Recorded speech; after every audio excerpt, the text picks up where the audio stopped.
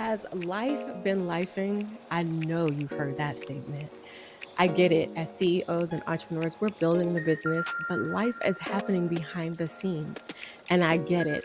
It sometimes is hard to keep pushing in your business, being the CEO, being that person that's like, I'm not going to let life throw me something and I don't push past it. But today, my only goal is to impart some hope, some wisdom into you while life is doing this to you, okay? Today, we're going to be diving into a topic that resonates with, including myself, right? And you, something that comes up for a lot of entrepreneurs that I deal with. The journey from stumbling to soaring and overcoming life challenges. Listen, I get it. Life challenges can hit us unexpectedly, leaving us in the depths of uncertainty. But remember, the dark night always gives way to the brilliant sunshine. One of my favorite scriptures when facing a trying time is Romans 8:28.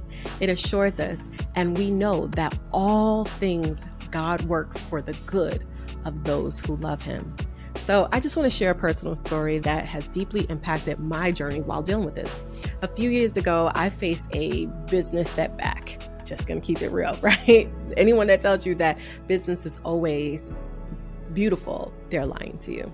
So I had faced some financial struggles and self-doubt that, made me feel hopeless, made me feel like a failure, made me feel like I had imposter syndrome, because here I am talking to people about their finances and I'm having my own financial setbacks.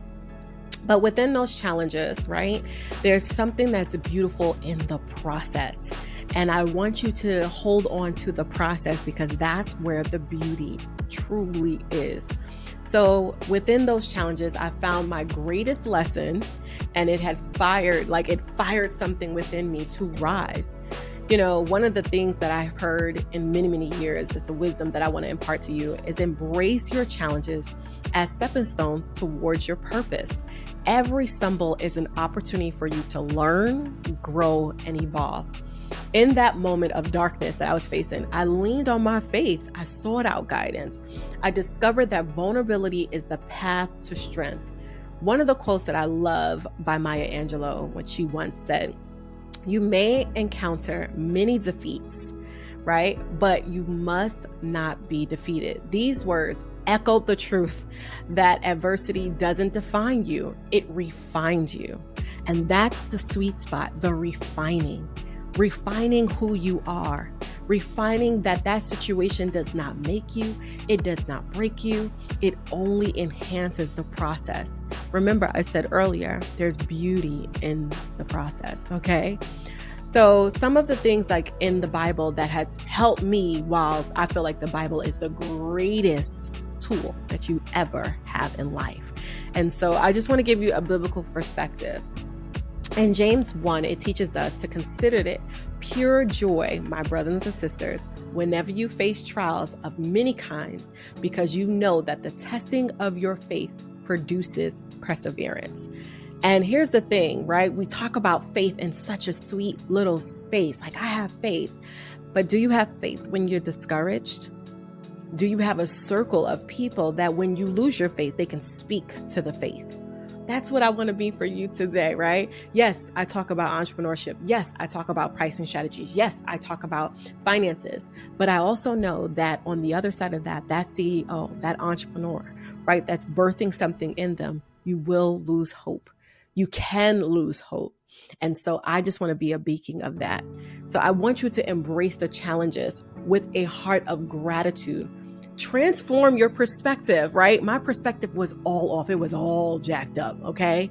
And I was so focused on the problem that I didn't leave room for my faith to be grown, and I didn't leave room for the creativity. So if you focus on the problem, you're really not giving yourself an opportunity to enjoy the process. So here's a personal example for me, right? I'm about to get personal with your overcoming, right? And one of my favorite stories is about David and Goliath, right? And we each have our own giants that we have conquered. I remember the story of how I transformed and took the leap from moving to California, right?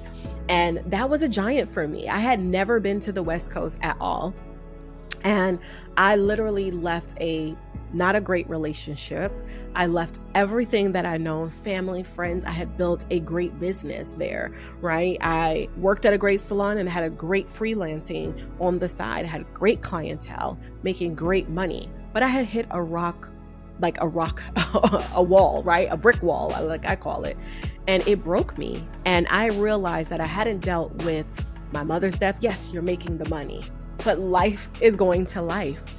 And instead of running more towards work, I forgot that the other side, that my faith was going to be the fueling to really help me, right? So I was praying, but I wasn't taking action. I wasn't doing the groundwork. I wasn't even in counseling at that time.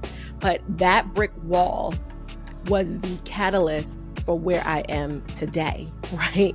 I'll be honest. I literally stepped into this new version of myself by taking a leap. And sometimes the giant is your situation. The giant is my business not making money. The giant that we make a giant, we don't have that David-like faith. And David was this little old dude with this big amount of strength. He did not let the size of his problem, he did not let the income of his problem defeat him. So you got to break up with a relationship with fear, right? That's really what you have to do, right? And so it really helped me to honestly step into my greatness, right? I hadn't dealt with my mother's death. I was 10 years old when it happened. Here I am at 24, and I really never dealt with things that I really needed to deal with, regardless of whether I liked it or not, right? And so my only thing is to encourage you, right? That when life is hitting you with a rock bottom, what do? Right? You can either activate your faith with an actionable plan, or you can stand there and just tell yourself that you're never going to make it, right? That experience fueled my passion to empower others to rise from their own challenges. Now, I want to hear from you, right? From my incredible community, right? I want you to share a challenge you face and how you turned it into a stepping stone. See, your story could be an encouragement to someone else. They need to hear that to move forward. This is not just about me, right? This channel is not just about me. This channel is about, to be totally transparent, it's an act of obedience, right? I'm comfortable hiding. I would like to be hiding, but I also know that I have a responsibility, that our business is a sign of ministry. Doesn't matter if you're serving God in the church or you're serving in the marketplace. We all have a responsibility to encourage each other. So I would love to hear what you have overcome and read your stories, because it also will fuel me if I lose hope.